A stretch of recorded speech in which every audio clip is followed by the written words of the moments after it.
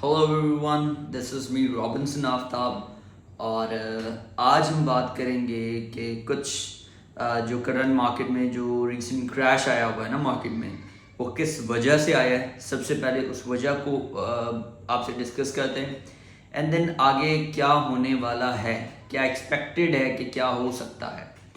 तो सबसे पहले आपको एक बात बताते चलें कि ये जो क्रैश आया रिसेंटली अभी वेडनेसडे को, मतलब कल नहीं, द डे आफ्टर टुमारो,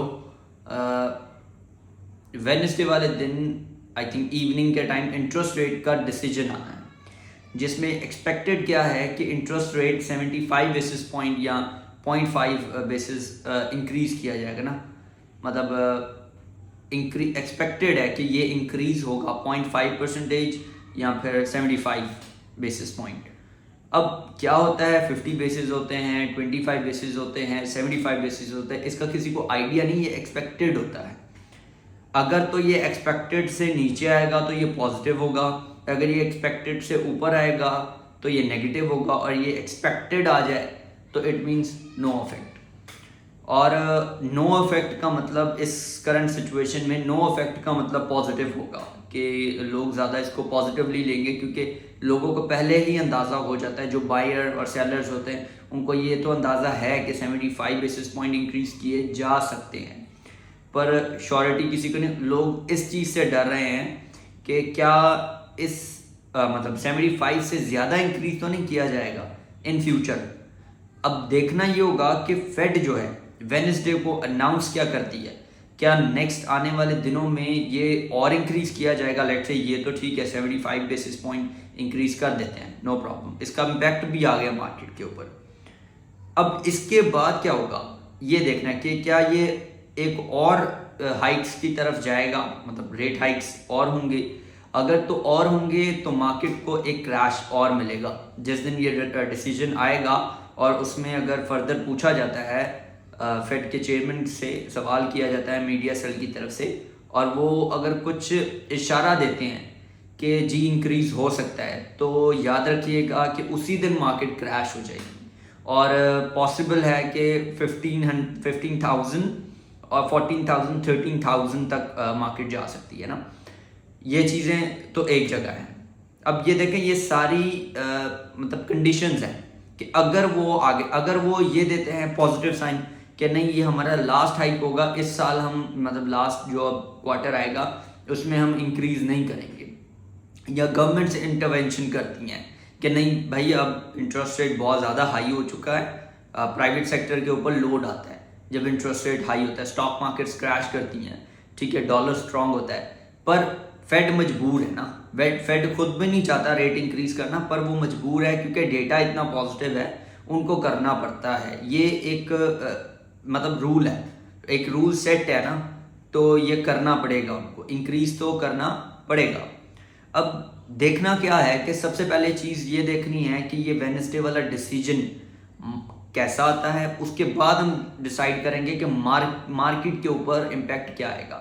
पहले ही बता रहा हूँ आपको कि अगर अनचेंज आया तब भी पॉजिटिव इम्पैक्ट आएगा, अगर ये पॉजिटिव आया तब भी पॉजिटिव इम्पैक्ट आएगा, अगर ये अनचेंज आया और जो फ्यूचर की जो प्रेडिक्शंस होगी वो ये दे देता है, फॉर एग्जांपल फेड का चेयरमैन, कि हाँ फ्यूचर में अभी और इंक्रीज करेंगे, तो वो बड़ा एक इम्पॉर्टेंट डिसीजन होगा। अगर आप लोग फॉलो करते हैं अमेरिकन इंटरेस्ट रेट को तो, और क्रिप्टो ट्रेडिंग में कर रहे हैं, तो आप ये चीज़ आपके लिए बड़ी इंपॉर्टेंट होगी कि नेक्स्ट डिसीजंस क्या लिए जाएं। तो याद रखिएगा सबसे इम्पॉर्टेंट ये होगा इस टाइम पे, ये इंटरेस्ट रेट डिसीजन तो आ गया है ना, ज़्यादातर लोग एक्सपेक्टेड है 75 बेसिस पॉइंट इंक्रीज है, पर इससे कोई इम्पैक्ट नहीं पड़ेगा अगर ये यही आता है और फर्दर वो कहते हैं कि हम इंक्रीज नहीं करेंगे, तो ये पॉजिटिव साइन होगा। और अगर ये इंक्रीज नहीं करते, फॉर एग्जांपल कम इंक्रीज करते हैं, तब भी पॉजिटिव आएगा। पर अगर ये इशारा दे देते हैं कि हम आने वाले दिनों में इंक्रीज नहीं करेंगे, तो ये बहुत ज़्यादा मार्केट को बुलिश की तरफ लेके जाएगा, और पॉसिबल है आप कुछ ही दिनों के अंदर विद इन अ वीक आप 25,000 पे बिटकॉइन को फ्लाई करते हुए देखेंगे। अब ये तो थी कि जो वेडनेसडे को मीटिंग होनी है उसका मतलब इंडिकेशन है। उससे पहले अगर आपकी ट्रेड्स क्लोज हो रही हैं, प्रॉफिट में क्लोज हो रही है, तो कोशिश करें उसको क्लोज करके बैठें, क्योंकि देखें कम प्रॉफिट अच्छा होता है ज़्यादा लॉस से, ठीक है। लॉस ज़्यादा हो या कम, लॉस नहीं बर्दाश्त ना। प्रॉफिट अगर ज़्यादा नहीं तो एटलीस्ट कम हो जाए तो कोई मसला नहीं। तो आप छोटे छोटे प्रॉफिट बुक करके अभी साइड हो जाएं। मैंने पहले भी अपनी वीडियो में बताया था कि नेक्स्ट वीक जो ये वाला वीक अभी स्टार्ट हो गया, आज मंडे है, तो आज बड़ा इंपॉर्टेंट डे है, मंडे है, फर्स्ट डे है, स्टार्ट है वीक का। अब आने वाले जो टाइम होगा उसमें काफ़ी चीज़ें हैं जो आपने मतलब माइंड में रखनी है। वेडनेसडे तो सबसे इम्पोर्टेंट डे होगा और पॉसिबल है वेडनेसडे से पहले मार्केट एक छोटा सा स्लाइड क्रैश भी ले ले, क्योंकि जो पैनिक सेलर होता है ना, रिटेल इन्वेस्टर, वो आउट हो रहा होता है वो इस चीज़ से, और डे ट्रेडर मोस्टली वो हट जाते हैं जब इस तरीके की न्यूज़ आती हैं। और कुछ इंस्टीट्यूशन अगर एग्जिट होती हैं, क्योंकि डिसीजन हार्ड डिसीजन है ना, कुछ भी हो सकता है, मार्केट डंप करती हैं, इंस्टीट्यूशंस को बहुत ज़्यादा नुकसान होता है, उनको एवरेज के लिए फिर परचेज करनी पड़ती है। अगर वो हटती हैं तो इसमें भी बहुत ज़्यादा नुकसान वाली बात है कि मार्केट अगर मैं 13 या 14-15 हज़ार का क्रैश सोच रहा हूँ तो ये पॉसिबल है 10,000 तक चली जाए। तो ये सारी कंडीशंस हैं और ट्रेडिंग के अंदर कभी भी आप 100% नहीं हो सकते। आप गुड ज़रूर हो सकते हो पर आप गॉड नहीं हो सकते, ठीक है। आपने ये चीज़ याद रखनी है कि आप गुड होते हो, आप गॉड नहीं होते। लेट्स से मैं अगर कह दूं कि इंटरेस्ट रेट 75 बेसिस पॉइंट ही आएगा तो मैं गारंटी से नहीं कह सकता। वहाँ पर जो बैठा हुआ है चेयरमैन फेड का जेरोम पावल, वो डिसाइड करेगा ना। अब उसका डिसीजन वो उनकी टीम डिसाइड करती है, बहुत सारे फैक्टर्स देखे जाते हैं, वो चीज़ें हमें नज़र आ रही हैं कि वो पॉसिबल है इंक्रीज़ करेगा और फर्दर शायद इंक्रीज़ करेगा। पर ज़्यादा हाई इंटरेस्ट रेट के ऊपर कंपनीज को भी काम करने में बहुत सारी मुश्किलात आती हैं, जिसकी वजह से पॉसिबिलिटी है कि शायद वो इसको थोड़ा सा गवर्नमेंट इंटरवेंशन आए और इसको रोके। क्योंकि आप प्रीवियसली देख लें कि जब मार्केट कोरोना वायरस आया था तो एक चीज़ हुई थी कि गवर्नमेंट स्टॉक्स मार्केट में पैसा, खुद गवर्नमेंट पैसा आ रहा था, गवर्नमेंट पैसे से स्टॉक खरीदे जा रहे थे उनको अपलिफ्ट करने के लिए। अब वो क्यों पैकेजेस दिए गए कि यार हमारी इकोनॉमी तबाह हो रही है। इसी तरीके से अगर ये इन्फ्लेशन का रेट ऐसे ही हाई होता रहा और इंटरेस्ट रेट ऐसे ही हाई होता रहा तो ये एक बड़ा बैड इम्पैक्ट पड़ता है जो कंपनियां काम अच्छे से कर रही हैं उनके ऊपर भी, कि वो भी अपनी परफॉर्मेंस पे बहुत ज़्यादा स्लो डाउन आ जाता है। और इसमें बहुत सारे अदर फैक्टर्स हैं। अगर फॉर एग्जांपल जो इंटरनेशनल कंपनीज हैं अगर वो कई सर्विसेज दे रही हैं तो उनको वो भी शायद इसकी वजह से उनका प्रॉफिट डिक्रीज होता है। क्या होता है कि जब इंटरेस्ट रेट इंक्रीज होता है तो मेजॉरिटी अमेरिकन कंपनीज आप देख लीजिए वो लोन्स के ऊपर है। पाकिस्तान में बिजनेस करते वक्त ये सोचा जाता है अपने पैसे से करो, पर गोरे इस चीज़ को नहीं मानते। वो कहते हैं हमें बिजनेस करना है, हम बैंक जाएंगे और वहाँ से $50,000 का लोन लेंगे और लोन से बिजनेस करेंगे और स्लोली ग्रेजुअली उसको मतलब रिटर्न देते रहेंगे प्लस इंटरेस्ट। ये उनका तरीका है, ठीक है। हमारे यहाँ का कल्चर दूसरा है कि नहीं, हम पैसे सेव करते हैं देन बिजनेस स्टार्ट करते हैं और हमारे बैंक इतना ट्रस्ट नहीं करते लाइक के, और हमारा निज़ाम इतना ट्रांसपेरेंट नहीं है कि वो ट्रस्ट कर भी सके ना। काफ़ी फ्रॉड होते हैं उनके साथ, लोग उनके पैसे नहीं देते, इस वजह से भी वो यकीन नहीं करते। पर वहाँ पर ऐसा रूल नहीं है ना, वहाँ पर ज़्यादातर काम लोन्स के ऊपर चलते हैं। तो जब ये चीज़ें आती हैं तो उसमें आपको ये चीज़ याद रखनी है सबसे पहले कि अब क्या होने जा रहा है आगे मार्केट में, मतलब क्या होगा। लेट्स से हमने सारी बातें एक जगह, इंटरेस्ट रेट इंक्रीज, एवरीथिंग, के उनको बैलेंसेस भी मिल गए, लोन्स भी मिल गए। अब कंपनियों का प्रॉफिट क्या होगा, कम हो जाएगा। समझ रहे हैं? कंपनीज के साथ क्या होगा कि कंपनीज जब इंटरेस्ट ज़्यादा पे करेंगी तो अब वो मंथली पहले 1% लोन पे मतलब इंटरेस्ट देती थी, अब वो 4% देंगी। तो इट मीन 3 टाइम्स उनका इंक्रीज हो गया, प्रॉफिट 3 टाइम्स कम हो गया। अब इस तरीके से क्या होता है कि उनको लॉसेज होते हैं और लोग शेयर्स मतलब सोल्ड आउट कर देते हैं कुछ, कि यार ये कंपनी मतलब अच्छा प्रॉफिट नहीं दे रही, उनकी शेयर वैल्यू में डिक्रीज आ जाता है इसकी वजह से। तो मुझे नहीं लगता कि कंपनी जो यूएस है उससे ऑलरेडी गवर्नमेंट पैसे से इनको पैकेजेस दे दे के ऊपर लेके आई और अब इंटरेस्ट रेट इंक्रीज करके दोबारा नीचे लेके जा रही है। तो ये थोड़ा बड़ा एक मतलब मुश्किल समय है कि इस पर डिसाइड करना कि क्या अमेरिकन गवर्नमेंट यूएस स्टॉक्स के लिए कुछ अच्छा डिसीजन लेगी, या सिर्फ और सिर्फ गवर्नमेंट्स अपना पैसा बनाने के लिए इंटरेस्ट रेट को इंक्रीज करती जाएगी? क्योंकि विदाउट बिजनेसेस आप इकोनॉमीज को नहीं चला सकते ना। आपको ज़रूरी है कि आप इकोनॉमी मेंटेन करें। अगर अब काफ़ी अर्सा हो गया है, आपने देखा 0 इंटरेस्ट रेट से 3.25 तक आ गए, और ये बहुत हाई इंटरेस्ट रेट है। मतलब हिस्ट्री का काफ़ी सालों का हाई रेट चल रहा है। तो अब देखना ये है कि क्या फर्दर इंक्रीज़ किया जाता है या इसको यहाँ पर ब्रेक लगाई जाती है।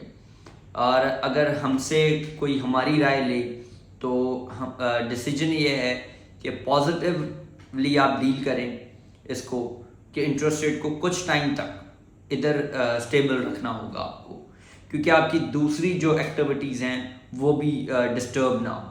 अगर आप इस तरीके से इंक्रीज़ करते रहे तो पॉसिबल है आपकी दूसरी एक्टिविटीज़ मतलब ज़्यादा डिस्टर्ब हो जाएं, और फिर आपको एक जो मतलब मसले को सही करने के लिए दूसरा मसला क्रिएट करना पड़ता है। मतलब वो मसला ये है एक तरीके का, फिर आप उसको लो करते करते जाएंगे और इस तरीके से डिस्टर्ब होती है। और जो रोज़गार होता है कारोबार में, बड़ी फिर अनस्टेबिलिटी आती है इसकी वजह से। तो अभी आप लोगों ने एक चीज़ याद रखनी है कि जो जितने भी क्रिप्टो ट्रेडर्स हैं उनके लिए मेरी एक रिकमेंडेशन है, ऑन कैश जितना हो सके कैश होल्ड करें अपने पास, कैश होल्ड करें। अपॉर्चुनिटी वेडनेसडे से पहले पहले आपको क्लियर हो जाएगा कि मार्केट किस तरफ मूव करेगी।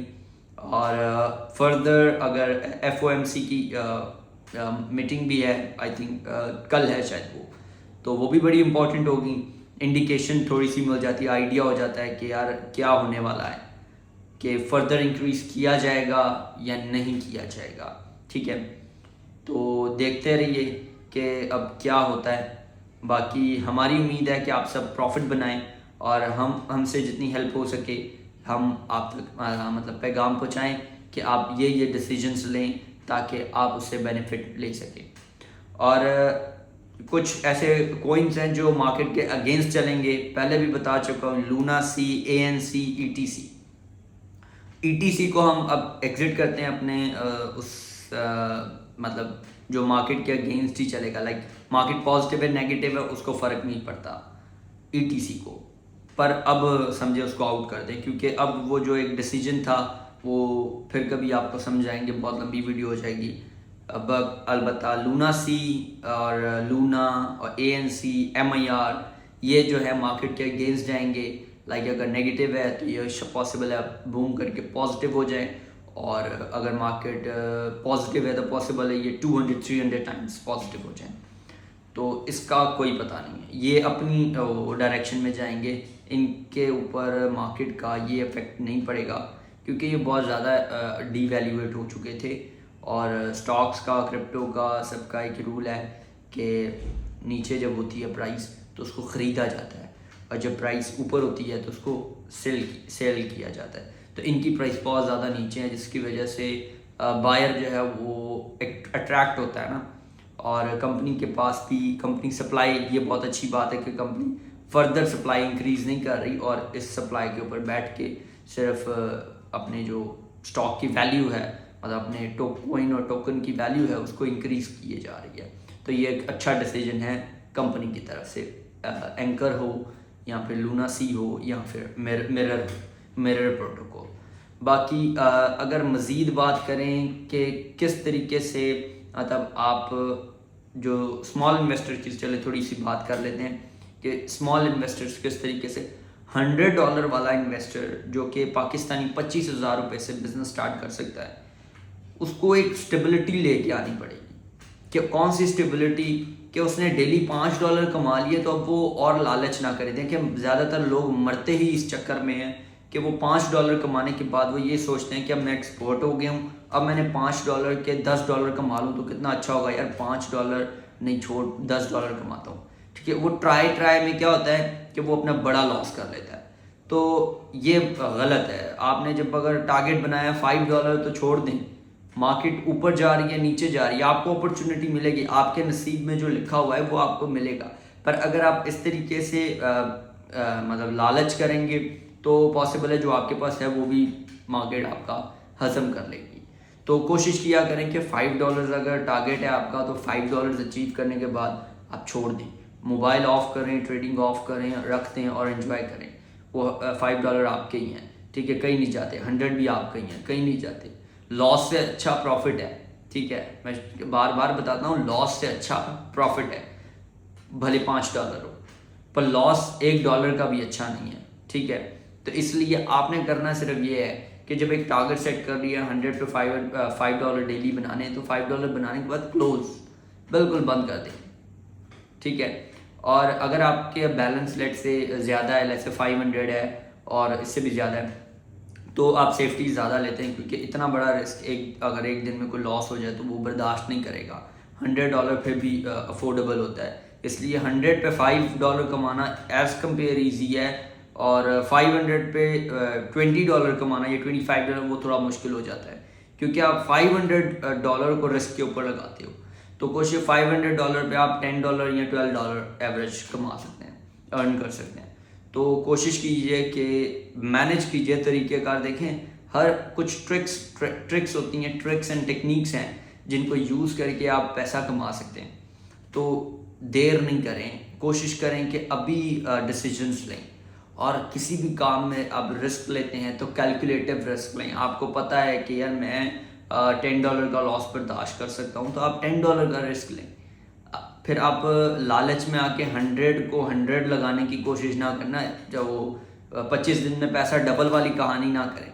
स्लोली ग्रेजुअली, कभी भी कामयाबी लेनी है स्लोली ग्रेजुअली लेंगे तो आपकी बेस पक्की होगी, आपकी बुनियाद जो है वो बहुत अच्छी होगी। पर अगर आप बुनियाद नहीं अच्छी करेंगे तो समझें आप शायद एक मंजिल तो बना लें, पर वो एक ही झटके के अंदर वो डिस्ट्रॉय हो जाए। तो इसलिए अपनी बेस को पक्का करें, ताकि आप जो अपनी मतलब एक बिल्डिंग बनाएं तो वो स्ट्रांग हो, उसकी बेस पक्की हो।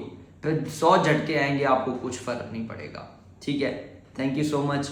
और अगर कोई भी क्वेश्चन हो तो आप कमेंट बॉक्स में पूछ सकते हैं, और फॉलो करें ना करें आपकी मर्ज़ी। वीडियो ज़रूर देखें। Thank you.